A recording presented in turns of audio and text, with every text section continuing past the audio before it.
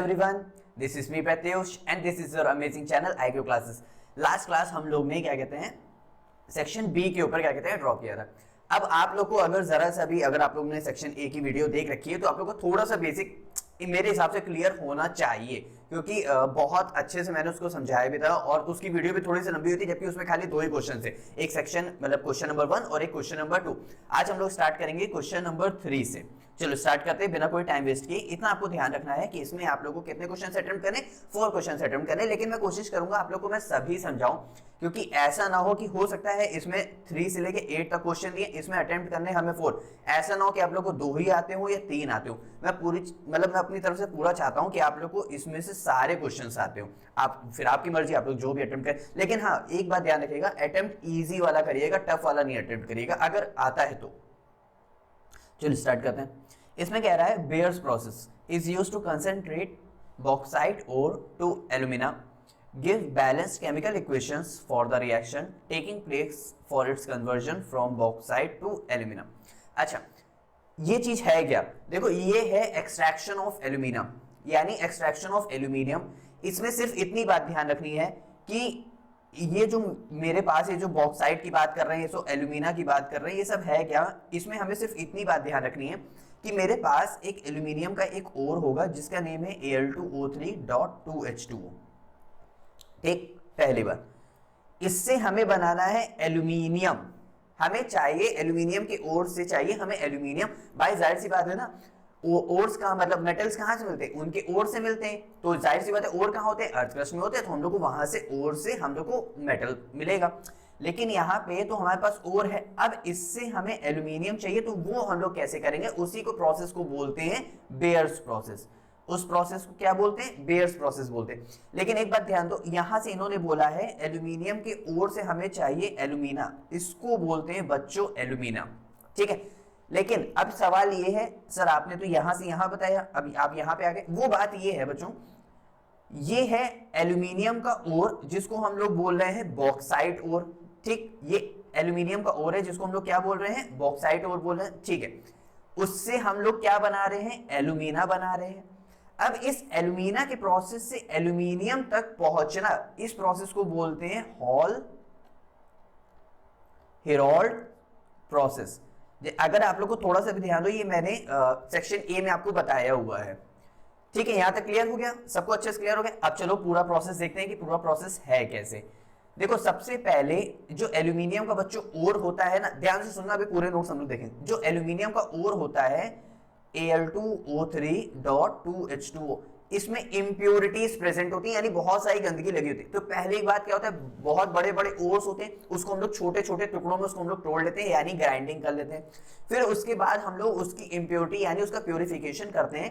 तो इसमें से हम लोग कुछ इंप्योरिटीज को हटाते हैं। अब वो इंप्योरिटीज कैसे, जैसे कौन कौन सी इंप्योरिटी होती है? जैसे टिन की होती है, आयरन की होती है, कुछ सैंड होती है बच्चों, यानी सैंड मिक्सचर होता है। ठीक है, इतनी बात समझ गए। इसमें सबसे ज्यादा इंप्योरिटी होती है बच्चों आयरन की, तो जाहिर सी बात है ना इंप्योरिटी हटानी, तो इसीलिए हम लोग NaOH में इसको डिसॉल्व कराते हैं, NaOH के साथ ट्रीट कराते हैं। तो यहां पे बच्चों सिर्फ और सिर्फ क्या होता है, यहां से सोडियम एल्यूमिनेट बन जाता है NaAlO2। अब NaAlO2 है क्या? अब NaAlO2 की वैलेंसी होती है -1, तो ये 1 इधर आ जाएगा, तो बन जाएगा NaAlO2, क्योंकि इसकी वैलेंसी कितनी होती है? +1 होती है। ठीक है, यहां तक हम लोग को बात समझ आ गई है। तो ये बन गया sodium Meta aluminate, Meta aluminate. यहां तक क्लियर हो गया सबको? ठीक है, अब इसको हम लोग वापस वाटर में डिसॉल्व कराते हैं, जिससे यहां से सोडियम अलग हो जाता है, एल्यूमिनियम अलग हो जाता है। अब कैसे? और चलो देखते हैं जल्दी से यहां पे हम लोग आंसर में। ये देखो, ये है हमारा एक बॉक्साइट ओर, जिसको पूरे प्रोसेस को किसने बताया था? बेयर्स प्रोसेस है ये पूरा बॉक्साइट ओर। इसमें 60% क्या होता है? एल्यूमिना, यानी Al2O3 होता है। बाकी रेस्ट हमारा देखो सैंड, फेरिक ऑक्साइड और टाइटेनियम ऑक्साइड, ये सब हमारे क्या है? इंप्योरिटीज है। अब हमें इसको प्यूरिफाई करना है, तो बच्चों प्यूरिफाई कैसे करेंगे? बॉक्साइट प्रोसेस से करेंगे। तो बॉक्साइट प्रोसेस से पहले हम लोग इसको बहुत बड़े बड़े, भाई और छोटा तो होता नहीं, बहुत बड़े बड़े ओर्स होते, तो हम लोग उसको छोटे में तोड़ लिया हम लोग ने। फिर हम लोग ने उसको हीट किया, उसकी इंप्योरिटीज क्या हो गई? वोलेटाइल हो गई। हीट कितने अंडर प्रेशर करते हैं विद कंसंट्रेटेड कास्टिक सोडा यानी NaOH। बच्चों इसको कास्टिक सोडा बोलते हैं, तो आप लोग इसके कॉमन नेम को भी अच्छे से ध्यान रखिए। ये क्या है, सोडियम मेटा एल्यूमिनेट, और यहाँ से क्या रिमूवल हो गया, वाटर रिमूव हो गया। ठीक है, आगे देखो, आगे यहाँ पे क्या कह रहा है, प्योरिफिकेशन ऑफ बॉक्साइट हो, तो जाहिर सी बात है प्योरिफिकेशन हम लोग ने कर लिया है। आगे हम लोग करना है हम लोग को, अब आगे हम लोग को क्या करना है, आगे हम लोग को करना है on diluting with soda Meta aluminate with water. यहाँ से हम लोग को सोडियम हटाना है ना, तो हम लोग वाटर में इसको डिसॉल्व कराते हैं, तो NaOH निकल जाता है और एल्यूमिनियम अपना प्रेसिपिटेट फॉर्म करता है। यहाँ से सोडियम अलग हो जाता है NaOH के फॉर्म में, और एल्यूमिनियम अपना प्रेसिपिटेट बनाता है। ठीक है, अब इस प्रेसिपिटेट को हम लोग वॉश करते हैं, ड्राइड करते हैं और इग्नाइट करते हैं, लेकिन एट 1000 डिग्री सेल्सियस। देखो ये कोई भी एक कमरे में या छोटे में तो हो नहीं रही, ये बहुत बड़ी लैबोरेटरी में ये सब प्रोसेस हो रही है, तो इसीलिए इन सब का जो टाइम लगता है बच्चों वो 2 से 8 आवर तक लगता है, जैसे देखो यहाँ पे लिखा हुआ है। ठीक है, तो ये बात थोड़ा सा ध्यान रखेंगे। तो यहाँ से हम लोग को क्या मिल जाता है, एल्यूमिना मिल जाता है, बस बहुत सिंपल है। उसको हमने क्या किया, हीट कर दिया 1000 डिग्री सेल्सियस पे, तो यहाँ से Al2O3 और बचा हुआ H2O निकल जाता है। सभी को अच्छे से समझ आए? चलो आगे देखते हैं नेक्स्ट क्वेश्चन में क्या कह रहा है हम लोग के पास। यहाँ पे नेक्स्ट क्वेश्चन में कह रहा है, हम लोग यहीं पे इसको देख लेते हैं, pH of acetic acid is greater than, acetic acid का पीएच ज्यादा है, क्यों, डाइल्यूट सल्फ्यूरिक एसिड से, so acetic acid contain low concentration of H+IOs। ये देखो यहाँ पे लो है ना, contain low concentration of H+ ion, क्यों, एसिटिक एसिड बच्चा क्या होता है, CH3COOH, ये एक वीक एसिड है, वीक एसिड है, तो ये अपना H+ बहुत धीरे देगा, मतलब बहुत कम अमाउंट में देगा। मान लीजिए आपको 10 रुपए की जरूरत है और आपका दोस्त आपको देने में बहुत टाइम लगा रहा है, लेकिन अब उसी की जगह आपका दूसरा दोस्त है आपको जो फटाक से 100 रुपए दे दे, लेकिन इतना अच्छे होते भी नहीं है ना, तो तुरंत क्या कहते हैं आपके लिए दोस्त कौन सा उस टाइम अच्छा हो जाएगा, वो वाला जिसने 100 रुपए दिया। तो वैसे ही H+ जो सबसे जल्दी देगा, जो सबसे फास्ट देगा, वो हमारा अच्छा एसिड होगा। अब जैसे H2SO4 की बात करें, ये हमारा गुड एसिड है, यानी अच्छा इलेक्ट्रोलाइट है, तो यहाँ पे क्या हो जाएगा, ये 2H+ में टूटता है, प्लस SO4 2- में क्या हो जाता है, ब्रेक हो जाता है। ठीक है, तो ये वीक एसिड है, ये H+ भी कम दे रहा है और बहुत स्लो दे रहा है, ये H+ बहुत जल्दी दे रहा है और ज्यादा अमाउंट में दे रहा है, इसीलिए इसका कंसंट्रेशन कम होता है, इसका कंसंट्रेशन ज्यादा होता है। ध्यान है? ठीक, चलो आगे बात करते हैं। The indicator which does not change colour on passage of HCl gas is, अच्छा HCl गैस जो है वो अपना इंडिकेटर मतलब किसके साथ कलर चेंज करता है, वो मिथाइल ऑरेंज के साथ करता है और मॉइस्ट लिटमस ब्लू के साथ करता है। ठीक है, यहाँ तक क्लियर। तो किसके साथ नहीं करता है, फिनॉल थैलीन के साथ ये नहीं शो करता है। तो यहाँ पे क्या कह रहा है, यहाँ पे कह रहा है the acid which can not act as oxidising agent. देखो ऑक्सीडाइजिंग एजेंट कौन वर्क करते हैं, जो खुद रेड्यूस होते हैं और सामने वाले का चार्ज इंक्रीज करते हैं, सामने वाले का चार्ज इंक्रीज करते हैं, वो हमारे क्या होते हैं, स्ट्रॉन्ग ऑक्सीडाइजिंग एजेंट होते हैं। लेकिन ऐसा कौन नहीं है, वो क्या है, कंसंट्रेटेड HCl। क्या है, कंसंट्रेटेड HCl। ठीक है, यहाँ तक सभी को समझ आ गया। चलो वो आगे ध्यान देते हैं, जैसे इसके आंसर हम लोग देख लें, और चलो इसके आंसर हम लोग देख लेते हैं, जैसे लो फिनोल्थैलीन और हमारा कंसंट्रेटेड HCl। और चलो यहाँ पे ध्यान देते हैं। अब हमको क्या करना है, हमको करने हैं मैच द कॉलम। ये तो बहुत इजी होता है यार, इजी होता है, नहीं सर इजी नहीं होता है, बहुत टफ होता है। चल यहाँ पे ध्यान देते हैं। अब बात कर रहे हैं हाइड्रोजन सल्फाइड की, हाइड्रोजन सल्फाइड यानी H2S। इसका ऑप्शन देखते हैं। अच्छा पहले आप लोग ये देखा करो कि इन चारों में से आपको कौन सा सबसे अच्छे से मैच करता हुआ दिखता है। मुझे एक चीज पता है कि कार्बन डाइऑक्साइड जो गैस है वो टर्न्स लिटमस मिल्की शो करती है, क्योंकि ये अगर उस कैल्शियम हाइड्रोक्साइड के साथ मिलती है तो ये कैल्शियम कार्बोनेट का फॉर्म करती है, जो हमारे क्या कहते हैं, टर्न्स लिटमस मिल्की शो करता है। तो हमारी कौन सी गैस हो गई, कार्बन डाइऑक्साइड गैस हो गई। ठीक है, मुझे ये पता था। अब नाइट्रिक ऑक्साइड, नाइट्रिक ऑक्साइड क्या होता है हमारा, HNO3, नाइट्रिक एसिड बोल दें या नाइट्रिक ऑक्साइड बोल दें, बात सही है। इसमें से हमारी कौन सी गैस निकलती है, इसमें से हमारी गैस निकलती है NO2, जो कि रेडिश ब्राउन कलर की होती है। देखो आपको कुछ टर्म पता होने चाहिए, या फिर अगर नहीं पता है तो उनको अच्छे से याद कर लो, इसके अलावा कोई और वे है ही नहीं।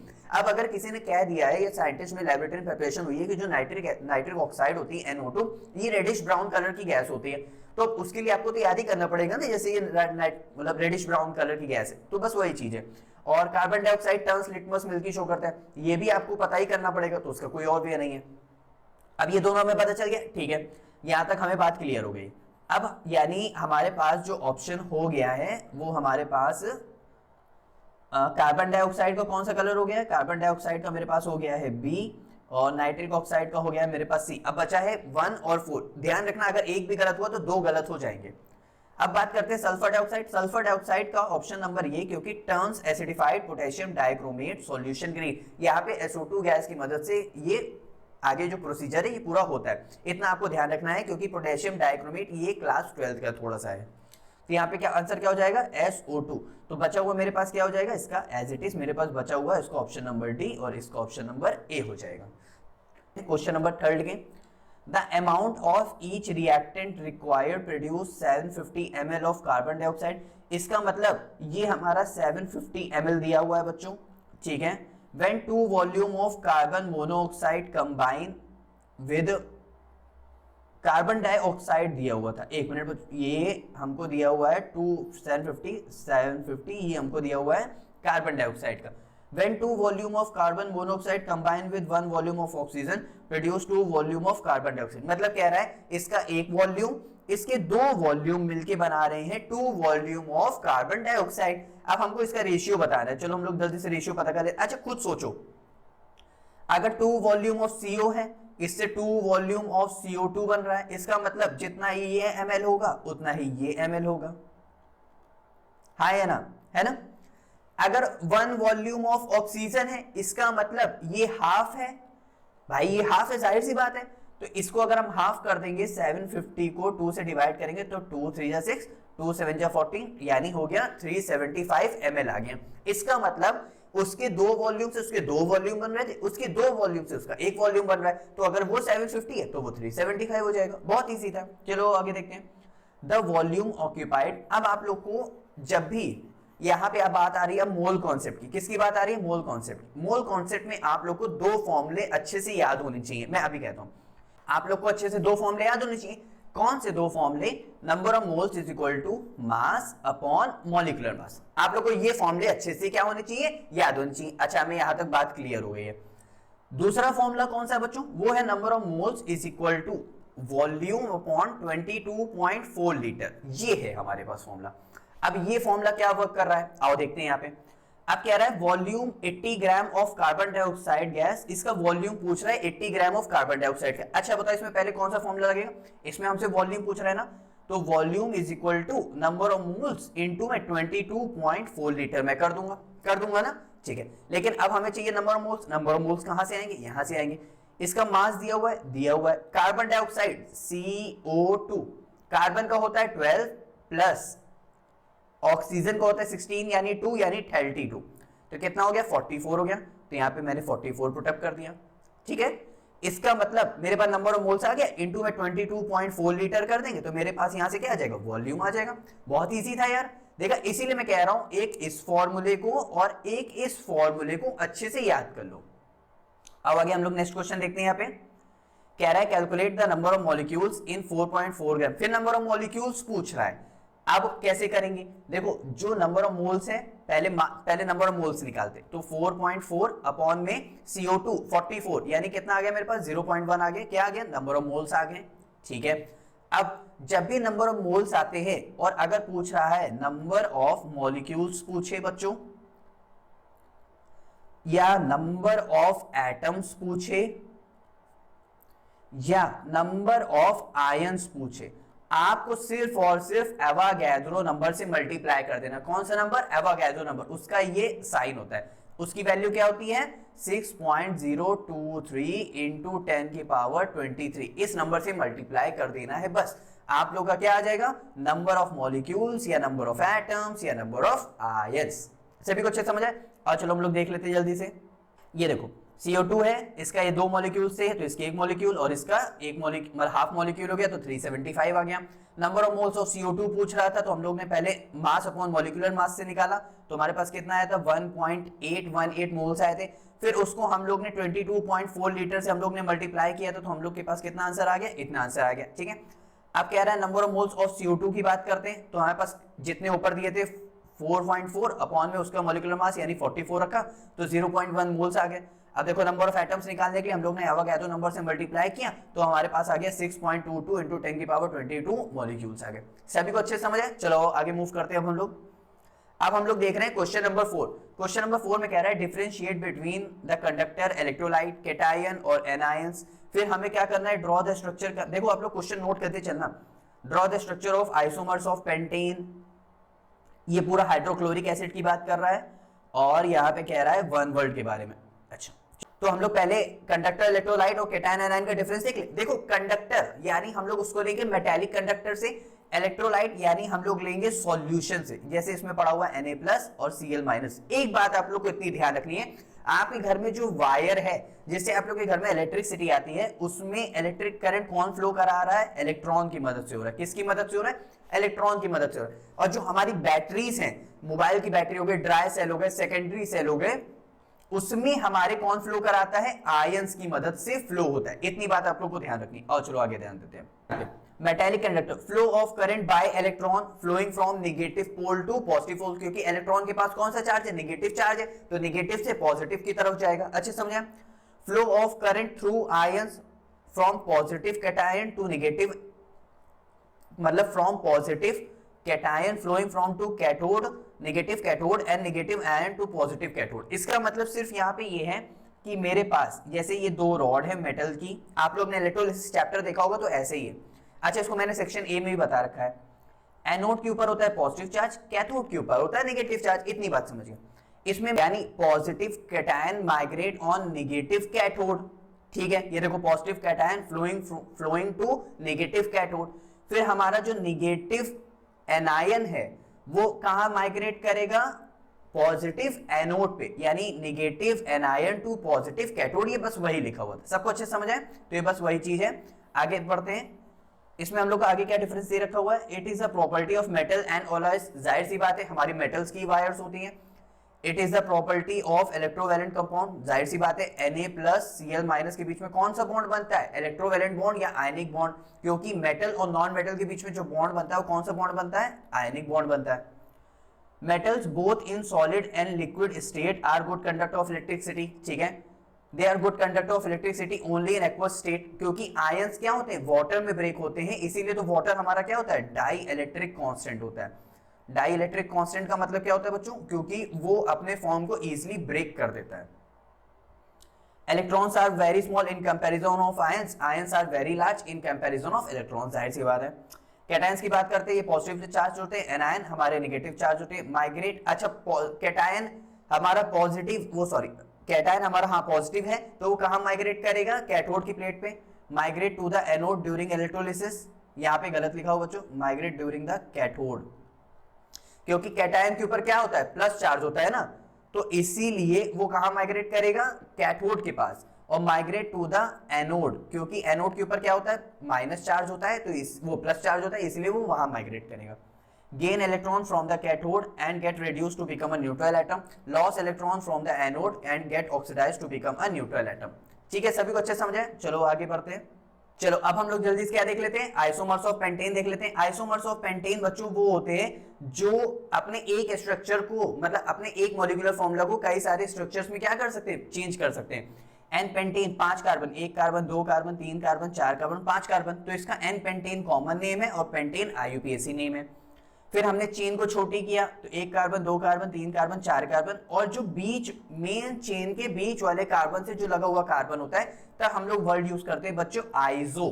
तो जब आइसो यूज करेंगे तो सारे कार्बन को काउंट करेंगे, तो सारे कार्बन कितने? 5, तो पेंटेन। IUPAC नेम की बात करेंगे तो IUPAC नेम की कैसे बात करेंगे? 2 पे क्या है बच्चों? इस 2 पे है मिथाइल, तो 2 मिथाइल, बाकी बचा हुआ 4 कार्बन की चेन ब्यूटेन, तो 2 मिथाइल ब्यूटेन। सबको अच्छे से समझ आया? ठीक है, चलो आगे ध्यान देते हैं। अब इसमें क्या रहा है? अब देखो इसके अलावा कुछ और चेंज नहीं हो सकता, तो अब हमने क्या कर दिया? इसकी चेन को वापस से छोटी किया, तो 1 कार्बन, 2 कार्बन, 3 कार्बन की चेन यानी प्रोपेन, जैसे ये रहा हमारा, ये हमारा क्या है? IUPAC नेम, और ये हमारा क्या है? Common name. जैसे यहाँ पे हमने चेन को छोटी कर दिया, लेकिन हमें मॉलिक्यूलर फॉर्मूला क्या चाहिए था? C5H12, जो कि किसका है? CnH2n+2 का है। ठीक है, तो यहाँ पे क्या हो गया? अब जब भी मेन चेन के बीच वाले कार्बन से 2 कार्बन एक साथ अटैच होते हैं तो हम लोग वर्ड यूज करते हैं नियो, तो ये क्या हो गया? नियोपेंटेन। सबको अच्छे समझ आया? चलो अब आगे ध्यान देते हैं। यहाँ पे अब हम लोग बात करने जा रहे हैं किसके ऊपर? अब हम लोग बात करेंगे लैबोरेटरी प्रिपरेशन ऑफ HCl की, क्योंकि हमारा जो नेक्स्ट क्वेश्चन था वो क्या था? यहाँ पे ध्यान देते हैं, लैबोरेटरी प्रिपरेशन ऑफ HCl। अब कह रहा है give the balance equation why concentrated sulphuric acid used किसकी जगह पे? कंसंट्रेटेड नाइट्रिक एसिड की जगह पे। गैस का कलेक्शन कैसा होता है, और ड्राइंग एजेंट हम लोग कौन से यूज नहीं करते हैं, और जल्दी से हम लोग देख लेते हैं। अब ये हमारा स्ट्रक्चर किसका है बच्चों, ये हमारा पूरा स्ट्रक्चर है लैबोरेटरी प्रिपरेशन ऑफ HCl। किसका स्ट्रक्चर है, लैबोरेटरी प्रिपरेशन ऑफ HCl। यहाँ पे हम लोग सल्फ्यूरिक एसिड इस तरह यूज कर रहे हैं, इस तरह हम लोग क्या यूज कर रहे हैं, सल्फ्यूरिक एसिड यूज कर रहे हैं। यहाँ पे हमारे पास क्या है, कंसंट्रेटेड सल्फ्यूरिक एसिड इकट्ठा हो रहा है, लेकिन कहाँ से, सोडियम क्लोराइड जहां से यहाँ पे आ रहा है, ठीक है। फिर उसके बाद क्या हो रहा है, यहाँ से टेस्ट ट्यूब के थ्रू कहाँ पे जा रहा है, ड्राई एयर, यानी यहाँ पे इस गैस का क्या हो रहा है, कलेक्शन हो रहा है। कैसे आओ ध्यान देते हैं, NaCl यूज कर रहे हैं, ठीक है, क्योंकि NaCl से हम लोग को Cl मिलेगा जो कि यहाँ पे HCl बनाएगा, H2SO4 से हमें H मिलेगा जो कि HCl का फॉर्मेशन करेगा, इसीलिए हम लोग इस सब का यूज कर रहे हैं। आगे ध्यान देते हैं, अगर हम लोग बिलो 200 डिग्री सेल्सियस का यूज करेंगे, बिलो 200 डिग्री सेल्सियस का यूज करते हैं, तो हम लोग को सोडियम बायसल्फेट मिलता है। ये क्या है बच्चों, ये है सोडियम बायसल्फेट, ये क्या है, सोडियम बायसल्फेट। लेकिन अगर अबव 200 डिग्री सेल्सियस यूज करेंगे तो हम लोग को क्या मिलेगा, डायरेक्ट सोडियम सल्फेट मिलता है। सोडियम सल्फेट बना कैसे होगा, सोडियम की वैलेंसी थी 1+, सल्फेट की वैलेंसी होती है 2-, तो क्रॉस मल्टीप्लिकेशन होगा तो Na2SO4 मिलेगा। सभी को अच्छे से समझ आया, चलो ठीक है आगे ध्यान देते हैं। तो ये रही इसकी reaction above 200 degree Celsius. Concentrated nitric acid इसलिए नहीं यूज करते हैं बच्चों क्योंकि वो वॉलेटाइल नेचर का होता है, वो वॉलेटाइल इंप्योरिटी शो करता है, तो वो हवा में उड़ जाता है, तो because it is volatile along with HCl gas, और HCl गैस के साथ रिएक्ट भी कर जाता है। अब बात करते हैं हाइड्रोजन क्लोराइड गैस का कलेक्शन होता है, ये होता है अपवर्ड डिस्प्लेसमेंट ऑफ वाटर। क्यों अपवर्ड डिस्प्लेसमेंट ऑफ वाटर हो रहा है, because it upward displacement of air, water में क्यों नहीं हो रहा है, because it is highly soluble in water. कैसे, देखो upward displacement of air and it is not collected over water since it is highly soluble in water.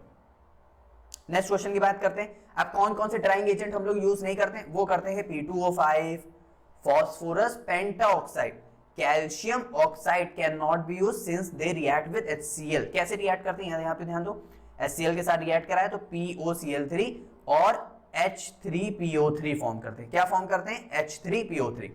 CaO के साथ रिएक्ट करके क्या बनाएगा, कैल्शियम क्लोराइड और वाटर का फॉर्मेशन करेगा, ठीक है। अब आगे चलो ध्यान देते हैं।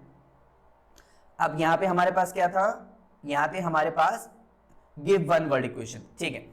The chemical bond formed by a shared pair of electron, each bonding atom contributing one electron to the pair। इसका मतलब क्या कह रहा है, इसका मतलब यहाँ पे ये कह रहा है बच्चों कि जितने मतलब एटम की अगर शेयरिंग हो रही है, जैसे यहाँ पे ध्यान देना, नाइट्रोजन नाइट्रोजन दोनों क्या है, नॉन मेटल, इसके आउटर मोशन में कितने इलेक्ट्रॉन है, 5, 1 2 3 4 5, इसके आउटर मोशन में कितने इलेक्ट्रॉन है, 5, 1 2 3 4 5। अब 5 मैंने कैसे बोल दिया, नाइट्रोजन की वैलेंसी, नाइट्रोजन का एटॉमिक नंबर 7, इलेक्ट्रॉनिक कॉन्फ़िगरेशन 2,5, तो वैलेंस शेल में कितने इलेक्ट्रॉन्स हो गए, वैलेंस शेल में 5 इलेक्ट्रॉन्स हो गए, तो ये बस 5 इलेक्ट्रॉन्स को ही बता रहे, ठीक है।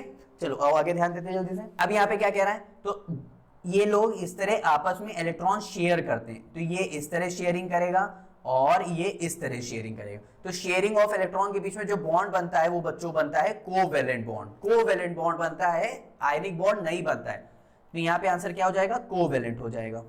अब आगे ध्यान देते हैं, electrode used as cathode in electro refining impure of copper. मतलब मेरे पास जो इलेक्ट्रोड है वो एज कैथोड की तरह वर्क कर रही है इन इलेक्ट्रो रिफाइनिंग ऑफ कॉपर, यानी यहाँ पे क्या हो रहा होगा, रिडक्शन हो रहा होगा, ठीक है। और एनोड पे हमेशा क्या होता है बच्चों, एनोड पे हमेशा होता है ऑक्सीडेशन, ये भी आप लोग को ध्यान रखना चाहिए। The substance prepared by adding metal to a base metal in appropriate proportion to obtain certain desirable properties। मतलब अगर मैं बहुत सारे मेटल्स को कंबाइन करता हूं तो मुझे क्या मिलता है बच्चों, एलॉय मिलता है। एलॉय क्या होता है, बहुत सारे मेटल से मिलके बनता है, जैसे हमारा ब्रास, ड्यूरेलियम, ये सब आप लोग को थोड़े बहुत ध्यान रखने हैं। The tendency of an atom to attract electron itself when combined is a compound। मतलब कार्बन अपने आप को डिफरेंट तरह से प्रॉपर्टीज में शो करता है, तो उसको हम लोग द टेंडेंसी, भाई अगर मैं बात करता हूं यहाँ पे कोई भी इलेक्ट्रॉन को मैं अट्रैक्ट कर रहा हूं, एकदम सिंपल, कोई भी इलेक्ट्रॉन को मैंने अट्रैक्ट किया तो मेरे पास अट्रैक्टिंग पावर ज्यादा है, यानी मुझे इलेक्ट्रॉन फटाक से चाहिए क्योंकि मुझे इलेक्ट्रॉन की जरूरत है, तो वो हमारा क्या होता है, इलेक्ट्रोनेगेटिविटी। इलेक्ट्रोनेगेटिविटी क्या होता है बच्चों, इलेक्ट्रोनेगेटिविटी। मतलब इलेक्ट्रोनेगेटिविटी वो होती है the tendency of an atom to attract electron, मतलब इलेक्ट्रॉन को अपनी तरफ अट्रैक्ट करना। जैसे हमारा फ्लोरीन का एटॉमिक नंबर होता है 9, ये हो गया 2,7, इसके आउटर मोस्ट शेल में कितने इलेक्ट्रॉन्स होने चाहिए? 8 है, कितने? 7, तो इसको एक इलेक्ट्रॉन बस जल्दी चाहिए ना, तो जल्दी से इलेक्ट्रॉन ले लेगा, तो उसको बोलते हैं इलेक्ट्रोनेगेटिविटी। जैसे हम लोग इसके आंसर देख लेते हैं जल्दी से, ये रहा covalent bond, negative electrode, alloy और इलेक्ट्रोनेगेटिविटी। अब बात करते हैं डिस्टिंग्विश बिटवीन कैल्शियम नाइट्रेट और जिंक नाइट्रेट के बीच में। फिर हम लोग बात करेंगे अमोनियम सल्फेट क्रिस्टल्स की, फिर बात करेंगे सोडियम सल्फेट क्रिस्टल्स की। देखो आप लोग को जो भी थोड़ा बहुत कॉमन डिफरेंस मिले ना, आप लोग भी यूज कर सकते हो, सारे डिफरेंस याद करने की जरूरत नहीं है, लेकिन मैं कोशिश करूंगा आप लोग को वाले डिफरेंस बताऊं जो आप लोग जल्दी से याद कर सको। चलो और जल्दी से देख लेते हैं। पहला हमारा क्या था? हमारे पास था कैल्शियम नाइट्रेट और फिर था हमारे पास क्या कहते हैं, जिंक नाइट्रेट। इसमें कह रहा है कि अगर मैं कैल्शियम नाइट्रेट और जिंक नाइट्रेट में अगर मैं NaOH को ऐड करता हूं तो मुझे कैल्शियम नाइट्रेट के साथ क्या मिलेगा? कैल्शियम और OH मिलके क्या बना रहे हैं? कैल्शियम हाइड्रोक्साइड, क्योंकि कैल्शियम की वैलेंसी होती है 2 प्लस, OH की वैलेंसी होती है 1 माइनस, तो ये हो गया कैल्शियम हाइड्रोक्साइड। और बचा हुआ क्या बन जाएगा? NaNO3, तो NaNO3 बन गया, ठीक है। तो कैल्शियम हाइड्रोक्साइड का मुझे मिलता है व्हाइट प्रेसिपिटेट, और अगर मैं इसी की जगह अगर मैं जिंक नाइट्रेट के साथ कराता हूं यानी ZnNO3 का होल ट्वाइस और प्लस NaOH के साथ कराता हूं तो मुझे जिंक हाइड्रोक्साइड मिलेगा और NaNO3 मिलेगा। लेकिन जिंक हाइड्रोक्साइड जो होता है ना, उसका प्रेसिपिटेट शो नहीं होता है, वो वाटर में सॉल्युबल होता है। तो ये हो गया इनका difference, calcium hydroxide is less soluble than zinc hydroxide in water. सभी को अच्छे समझ आया? तो आप लोग इसको अच्छे से नोट कर लीजिएगा ताकि आप लोग को और भी ज्यादा क्लियर है। देखो पेपर लगाने का तभी मतलब होगा यार जब आप लोग उसको खुद से भी बाद में लगाइए, वरना अगर बाद में नहीं लगाएंगे तो सब भूल जाएंगे। चलो आओ आगे ध्यान देते हैं। अब हम लोग आगे यहाँ पे क्या कह रहा है? अमोनियम सल्फेट क्रिस्टल्स और सोडियम सल्फेट क्रिस्टल्स। फिर से अगर मान लीजिए हम NaOH अगर इसमें हम डिसॉल्व कराते हैं तो यहाँ से हम लोग को क्या मिलेगा? यहाँ से हम लोग को मिलती अमोनिया गैस मिलती है जो कि पंजेंट स्मेलिंग शो करती है, और इसका बहुत ज्यादा ऑब्जर्वेशन यानी ये प्रूफ बहुत ज्यादा है कि अगर पंजेंट स्मेल आ रही तो अमोनिया गैस प्रेजेंट होगी। लेकिन अगर मैं सोडियम सल्फेट के साथ अगर सोडियम हाइड्रोक्साइड को ट्रीट कराऊं तो मुझे क्या मिलेगा? नो रिएक्शन, यानी इसके साथ कोई रिएक्शन होती ही नहीं है। चलो वो आगे देखते हैं। अब इसका थोड़ा सा ऑब्जर्वेशन अगर देख लें, when adding NaOH sodium solution to sodium sulfate crystals, evolution of a pungent gas with a characteristic of NH3 order holding a damp piece of litmus paper near the evolution of gas confirm the presence of NH3 turns litmus blue। क्योंकि जो NH3 बच्चों gas होती है ये हमारी basic nature की होती है, और इसको अगर मैं लिटमस पेपर के पास ले जाऊंगा तो ये ब्लू कलर शो करेगा, जो कि यहाँ पे वही चीज लिखी हुई है। अब सोडियम सल्फेट के साथ indicating the absence of NH3, क्योंकि यहाँ पे कोई रिएक्शन ही नहीं हो रही है। अब आगे ध्यान देते हैं। अब हम लोग नेक्स्ट क्वेश्चन देख लेते हैं। इसमें क्या कह रहा है? कैलकुलेट द परसेंटेज, किसका फाइंड करना है? फ्लोरीन का, सोडियम का, एल्यूमिनियम का। लेकिन उसने कंपाउंड दे रखा हुआ है इसमें से, ठीक है, मतलब ये कंपाउंड है, इसमें से हमें बताना है इन सब का कितना परसेंटेज दे रखा हुआ है। अब बच्चों ये है क्या? ये है क्रायोलाइट। क्या है? क्रायोलाइट। अगर आप लोग को थोड़ा सा भी ध्यान हो हॉल हेरोल्ड प्रोसेस वाला, तो हॉल हेरोल्ड प्रोसेस जो था उसी में क्या कहते हैं, इन्होंने क्रायोलाइट लिया था, जो हम लोग का एल्यूमिना था, आखिरी में जो एल्यूमिना मिल रहा था प्लस 2H2O वाला, इस एल्यूमिना से हम लोग को मिल रहा था एल्यूमिनियम। एल्यूमिनियम तो किसकी मदद से मिल रहा था? Hall Harold process. कौन सा कंपाउंड यूज कर रहे थे? क्रायोलाइट यूज कर रहे थे। खैर वो सब तो बहुत दूर की बात हो गई। यहाँ पे परसेंटेज देखते हैं। जिसका परसेंटेज पूछा जाए उसका मास ऊपर, अपॉन में टोटल का मास। जिसका परसेंटेज पूछा जाए उसका ऊपर, अपॉन में टोटल का मास। परसेंटेज है तो भाई साहब इनटू 100 कर देंगे तो मास आ जाएगा। ऐसे सोडियम का कर देंगे, एल्यूमिनियम का कर देंगे। तो ध्यान देते हैं कैसे करेंगे। इधर आ जाए वापस से, और ये रहा आपकी स्क्रीन पे। इसका मॉलिक्यूलर वेट देखो मैंने आप लोगों के लिए टोटल करके रखा है, कितना आएगा? 210। सोडियम होता है 23, एल्यूमिनियम होता है 27 और फ्लोरीन होता है 19। ठीक है, तो यहाँ पे 23, 27, 19 करके हमारा टोटल आता है 210। ऊपर हमारा फ्लोरीन का कितना ऊपर हम लोग का फ्लोरीन कितना होता है? 19, लेकिन 19 इंटू 6 कर देंगे, 19 इंटू 6 कर देंगे तो हमारे पास कितना हो जाएगा टोटल? 114। आई होप यहां तक आप लोग को बात एकदम क्लियर हो गई होगी। चलो आगे ध्यान देते हैं। अब कह रहा है देखो वेट ऑफ फ्लोरीन हम लोग ने निकाल लिया, ऐसे ही हम लोग वेट ऑफ सोडियम निकाल लेंगे, कितना आ रहा है? 33%। ऐसे ही हम लोग क्या निकाल लेंगे? वेट ऑफ एल्यूमिनियम निकाल लेंगे तो कितना आ जाएगा? 27। ठीक है, अब हम लोग 5 के सी में आते हैं। 5 के देखो सी में क्या कह रहा है क्वेश्चन, हम लोग देख लेते हैं जल्दी से। कह रहा है volume occupied by 40 gram of methane at STP, vapour density दे रखी हुई है 8। Calculate the number of moles present in 160 of NaOH, number of moles निकालना है तो मास दे रखा हुआ है अपॉन में NaOH का मॉलिक्यूलर मास तो 23 प्लस 1 प्लस O कितना दे रखा है 16, यानी कितना हो जाएगा, ये हो गया 24 और 16, ये हो जाएगा 40, तो 0 से 0 मर गया तो ये आ गया 4, यानी कैलकुलेट नंबर ऑफ मोल्स हमारे पास कितने आए 4 मोल्स आ गए। तो हम लोग ने इसको तो बहुत इजीली सॉल्व कर लिया, इसीलिए मैं कह रहा हूं आप लोग फॉर्मूला याद रखें प्लीज। कैलकुलेट द वॉल्यूम पूछ रहा है, यानी तो वॉल्यूम के लिए हमको क्या चाहिए, नंबर ऑफ मोल्स इनटू में 22.4, नंबर ऑफ मोल्स कैसे निकालते हैं तो 40 अपॉन मीथेन, यानी मीथेन कौन सी गैस होती है CH4, कार्बन का होता है 12, हाइड्रोजन 1 इंटू 4 तो कितना हो गया 16 हो गया, तो यहाँ पे आ गया 16 आ गया, बहुत इजी था। इनटू में हम क्या कर देंगे 22.4 कर देंगे तो हम लोग को क्या मिल जाएगा, यहाँ से वॉल्यूम मिल जाएगा, बहुत इजी था। चलो और देख लेते हैं जल्दी से, तो हम लोग इसका आंसर भी देख लेते हैं।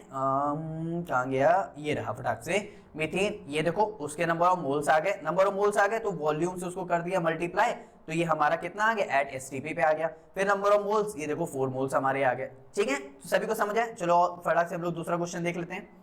दूसरे क्वेश्चन में कह रहा है स्टेट रीजन बताना है कि हम लोग ग्रेफाइट रॉड का क्यों यूज करते हैं प्लैटिनम की जगह, और सोडा लाइम क्यों यूज करते हैं सोडियम हाइड्रोक्साइड यानी मीथेन गैस की प्रिपरेशन के लिए।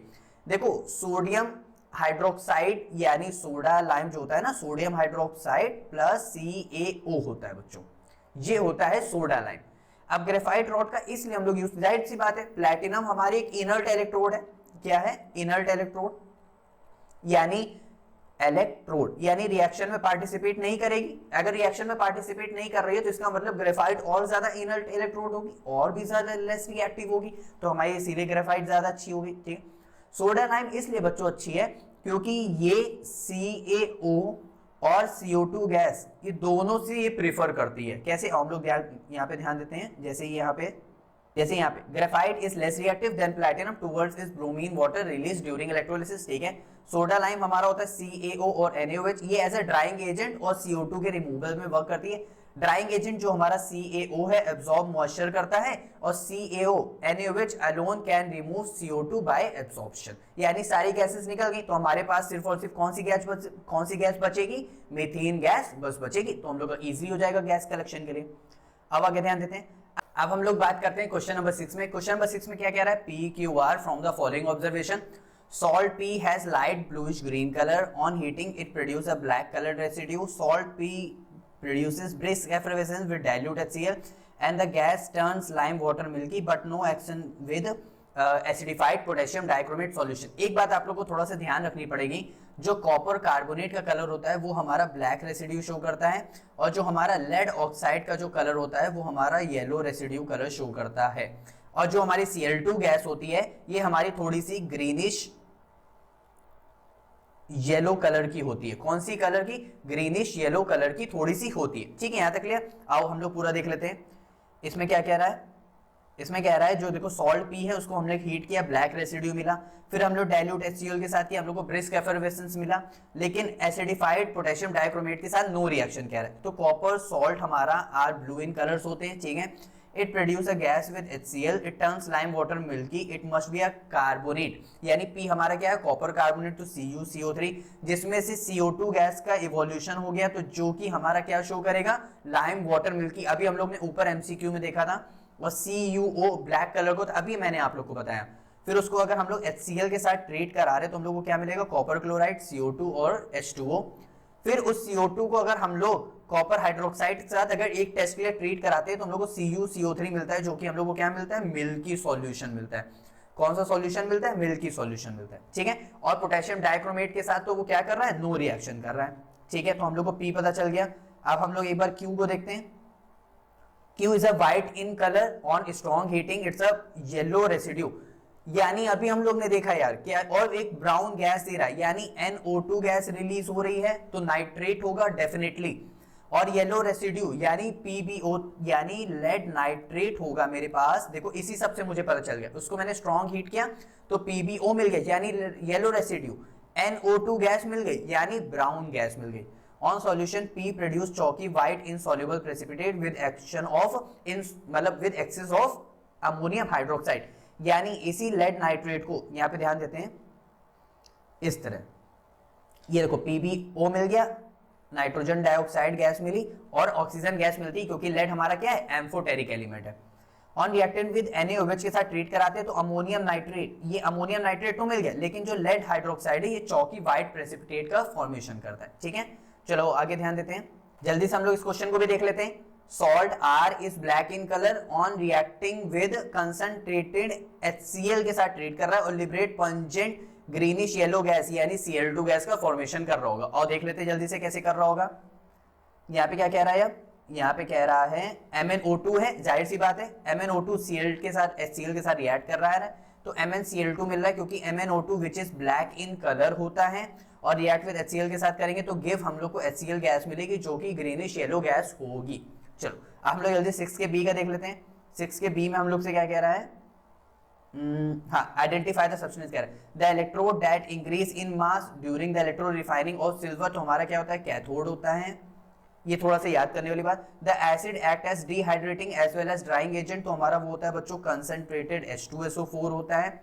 The catalyst used to maximize ammonia into nitric acid, ammonia से नाइट्रिक एसिड यानी हमारा प्लैटिनम हमारा यहाँ पे यूज होता है।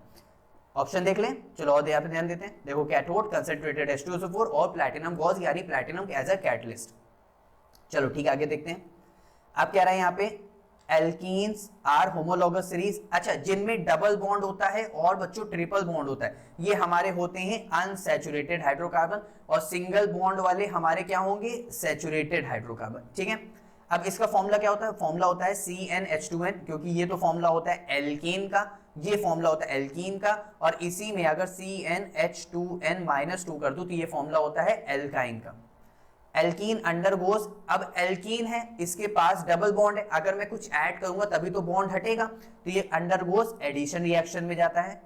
Also undergoes the hydrogenation reaction from alkenes. चलो आगे ध्यान देते हैं, ऐसे इसके ऑब्जर्व मतलब इसके क्वेश्चन ऑप्शंस में ध्यान देते हैं।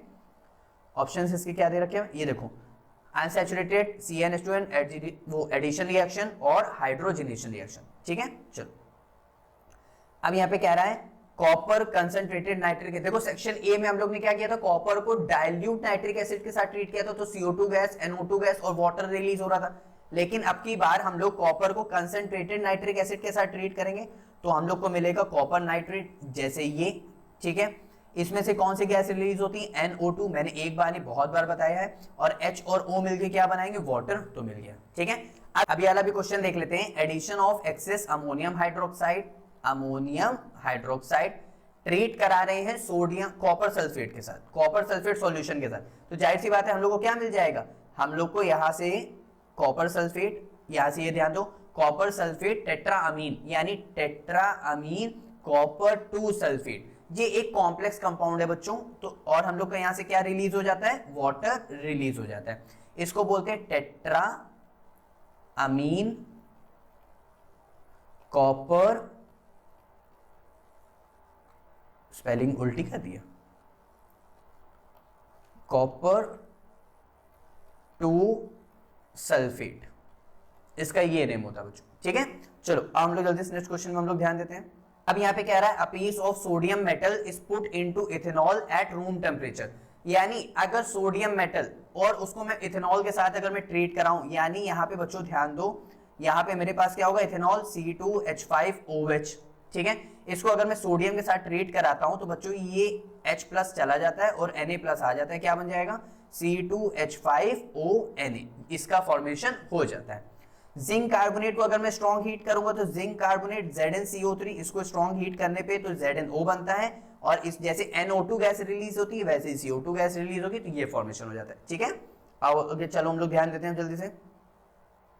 अब आगे हम लोग क्वेश्चन नंबर 7 में, क्वेश्चन नंबर 7 में कह रहा है कि हम लोग को एक न्यूट्रलाइजेशन रिएक्शन लिखनी, एक प्रेसिपिटेशन रिएक्शन लिखनी, एक टाइट्रेशन रिएक्शन लिखनी, लेकिन कॉपर सल्फेट जो होगा वो न्यूट्रलाइजेशन रिएक्शन में आएगा, जिंक कार्बोनेट जो होगा वो प्रेसिपिटेशन रिएक्शन में आएगा, और अमोनियम सल्फेट जो होगा वो टाइट्रेशन रिएक्शन में होगा। ठीक है, अच्छा एक बात बताओ, न्यूट्रलाइजेशन रिएक्शन क्या होती है, एसिड और बेस के साथ, यानी बेस प्लस एसिड के साथ ट्रीट करा के सॉल्ट प्लस वाटर हम लोग को मिलेगा। तो यानी एसिड H2SO4 से, क्योंकि कॉपर सल्फेट है ना, तो कॉपर हो गया और प्लस सल्फेट हो गया। तो हम लोग H2SO4 ले लेते हैं, तो हम लोग को एसिड हो गया। बेस हम मान लेते हैं, हम CuO ले लेते हैं, तो यहां से क्या होगा Cu सल्फेट जो कि सॉल्ट बन जाएगा, कॉपर सल्फेट, और प्लस H2O वाटर बन जाएगा, यानी न्यूट्रलाइजेशन रिएक्शन बहुत इजी था यार। जिंक कार्बोनेट, देखो जिंक कार्बोनेट कहां से मिलेगा, हम लोग को कोई एसिड से मिलेगा, तो यानी हम लोग ने H2CO3 ले लिया मान लेते हैं, प्लस अब हमको क्या बनाना है, जिंक कार्बोनेट बनाना है। तो अगर मैं यहाँ पे क्या ले लूं, वाटर ले लूं, तो यहां से ZnO, तो यहां से ZnCO3 बन जाएगा और प्लस H2O निकल जाएगा, यानी जिंक कार्बोनेट बन गया। ये भी बहुत इजी था यार। और हम लोग चलो आंसर में ध्यान दे लेते हैं जल्दी से। ये देखो copper oxide, base plus acid, copper sulphate, water मिल गया, जिंक कार्बोनेट, अरे तो Na2CO3 ले लिया ना, उसमें क्या दिक्कत है, मैंने जिंक ऑक्साइड ले लिया तो उसमें भी क्या दिक्कत है। तो यहाँ से इसका रिमूवल हो गया, तो यहाँ से हमारा इसका फॉर्मेशन हो गया। आगे ध्यान देते हैं, अमोनियम सल्फेट बाय टाइट्रेशन, तो अमोनियम सल्फेट है, उसको अगर मैं एसिड के साथ ट्रीट कराता हूँ तभी टाइट्रेशन होगा बच्चों, ये बात ध्यान रखने वाली बात है। तो यहाँ से अमोनियम सल्फेट मिल गया और H2O यहाँ से वाटर मिल गया। तो मैंने तीनों में वाटर निकाल दिया था आप लोग के लिए और इजी करने के लिए, ठीक है।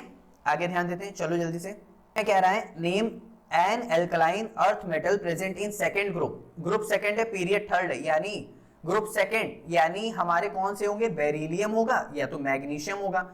ये होता है 2,2, ये होगा 2A2, तो third period 3 shells, third period और सेकंड ग्रुप का, क्योंकि आउटर मोस्ट शेल में कितने इलेक्ट्रॉन है, 2 इलेक्ट्रॉन, तो हमारा क्या हो जाएगा, मैग्नीशियम हो जाएगा। A trivalent metal used in make light tools, तो वो हमारा क्या होता है बच्चों, एल्यूमिनियम होता है।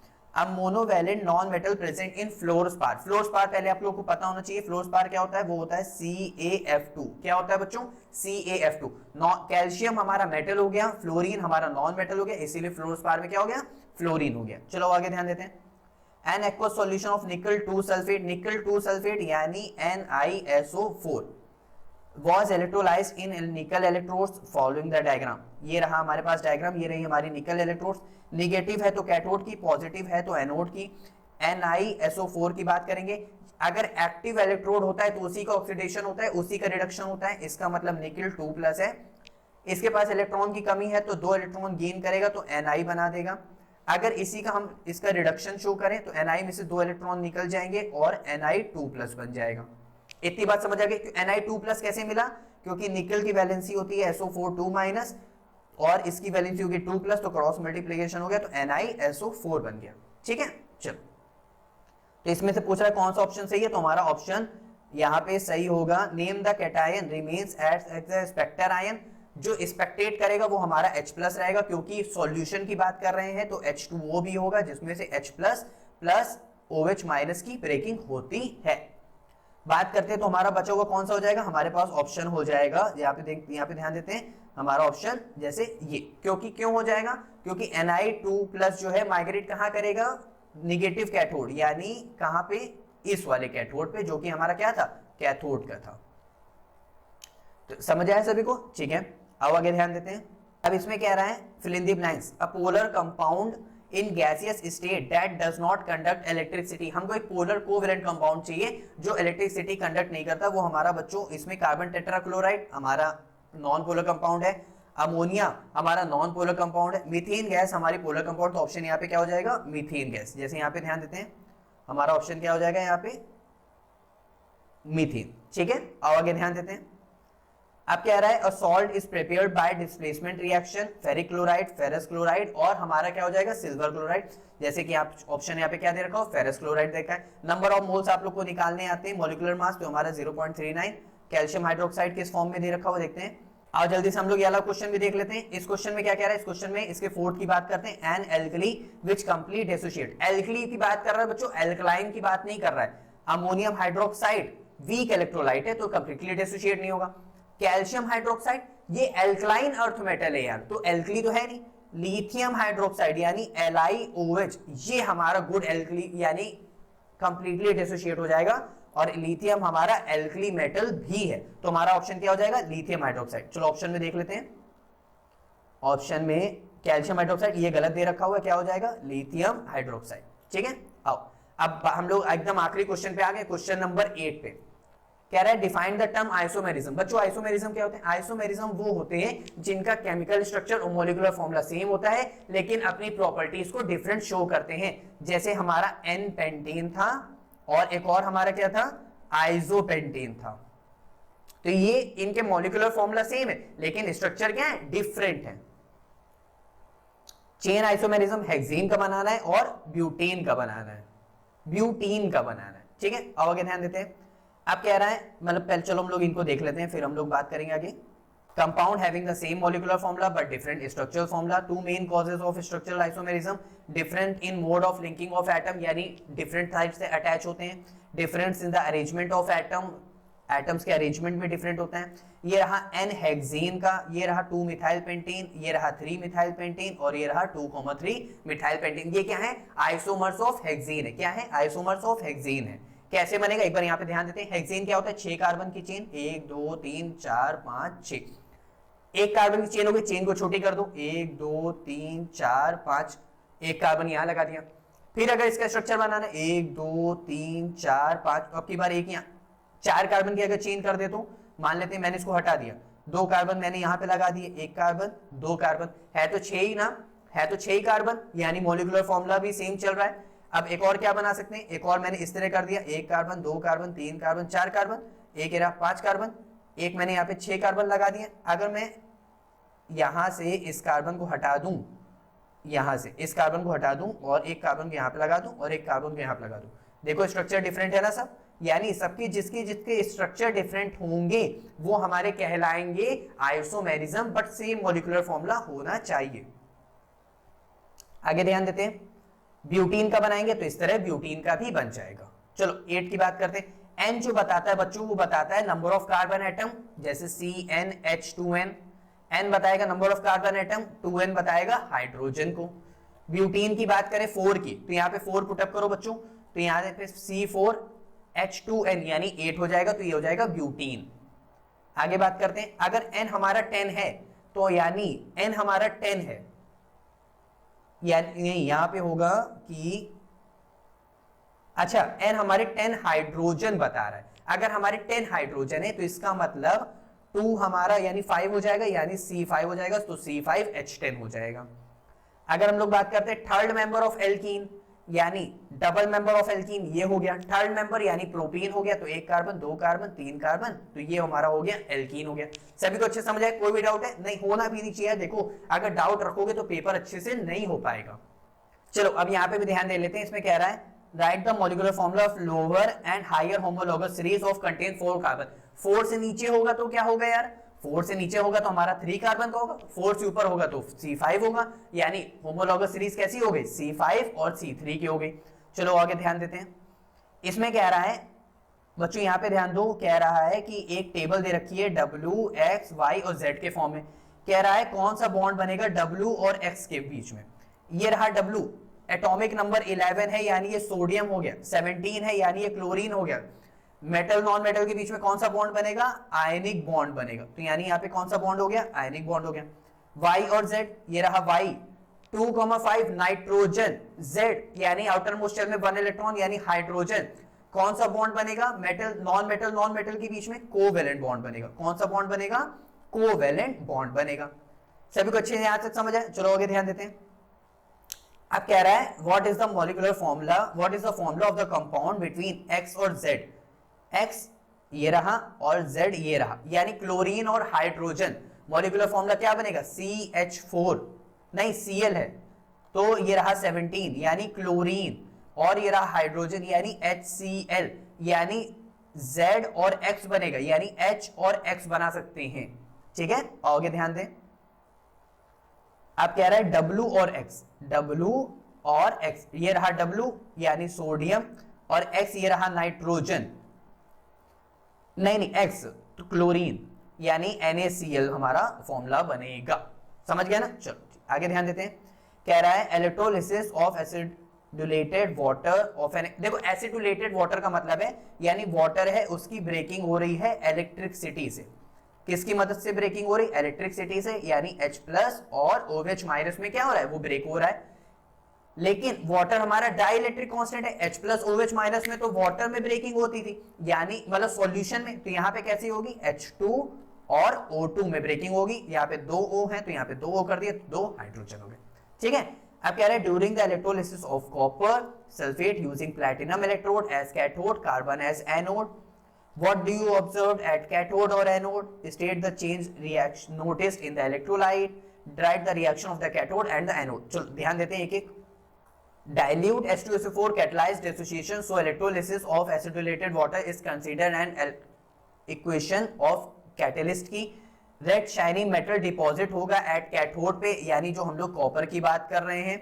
The colour of the electrolyte changes gradually from blue to colourless, क्योंकि यहाँ से कॉपर 2+ हमारा ब्लू कलर का होता है और वो चेंज हो जाएगा कॉपर में 2 इलेक्ट्रॉन गेन करके, क्योंकि ये हमारा क्या है, कैटायन है. कैटायन कहाँ माइग्रेट करेगा, नेगेटिव रॉड कैथोड के. किस में माइग्रेट करेगा, नेगेटिव रॉड कैथोड पे माइग्रेट करेगा, तो वहां से इलेक्ट्रॉन लेगा तो कॉपर में हो जाएगा. बाकी बचा एनोड, वहां से कौन माइग्रेट करेगा, OH- माइग्रेट करेगा. तो ये रही उसकी इक्वेशन. सभी को अच्छे से समझ आया. तो यहां तक हम लोग ने पूरे स्पेसिमेन पेपर को अच्छे से सॉल्व किया है. बस आप लोगों का काम इतना है कि इसको एक बार नहीं 10 बार लगाइए, क्योंकि 10 जगह पढ़ने से अच्छा एक जगह ही 10 बार पढ़ो यार, तो बहुत अच्छे से समझ आता है. अब आप लोग इस पेपर को बहुत अच्छे से लगाइएगा. अब हम लोग, मैं कोशिश करूंगा कि आप लोग को एक और मैं पेपर आप लोग को सॉल्व कराऊं. मिलते हैं नेक्स्ट वीडियो में नेक्स्ट टॉपिक के साथ. Bye bye.